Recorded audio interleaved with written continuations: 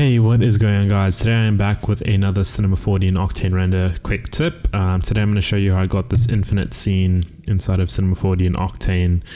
It might be a bit difficult to see what buttons I'm pressing if you're on Instagram TV, but on YouTube you should be able to see the full screen, and I'll sort of explain all the buttons I'm clicking just in case you're watching this on Instagram TV. So here you can see I have an infinite scene with infinite background, and I'm going to show you how to do that without having to create your own softbox or anything weird like that. So I'm going to get rid of my environment, my floor and everything, and just pretend that we're starting with a normal scene. Obviously I still do have my lights in the scene over here. I was using 3-point lighting, one of them is actually off, or actually I only use 2 lights in the scene.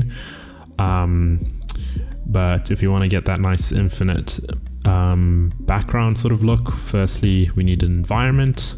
So I'm just going to create an environment here. I'm going to put a color inside of the environment, and then I'm going to change this to 85. This is just personal preference on the scene.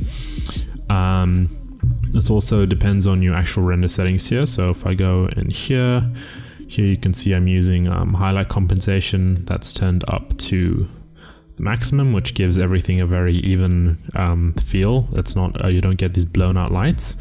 So we're going to turn that up, and then we're going to go and insert a floor into our scene, and you can see we have our floor. And now what we're going to do is we're going to go and create a new material, a diffuse material. We'll put the diffuse material on our plane, and then we'll go into our common settings and we'll click matte. And what that does is it removes the actual floor from the render, but it keeps the shadows casted on the actual scene.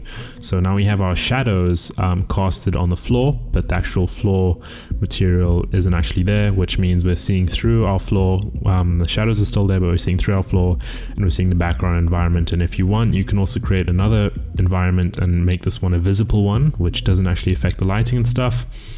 And then you can go and put in another color and change the actual color of that. You can make it red and stuff like that, and then you can get your own nice background going there, which is separate from what actually lights your scene. And that's pretty much a very quick tip on how to get an infinite sort of background for a nice scene like this, where you just want this white clean background. You don't want any funny HDRs or anything like that popping up in the background. Gives it a very nice clean professional studio look. Hope you guys enjoyed. If you want to see more, let me know, and if you subscribe if you're on YouTube, and if you're on Instagram, give me a follow and let me know what you think, what I can improve. Hope you guys enjoyed. Have a great day, and goodbye.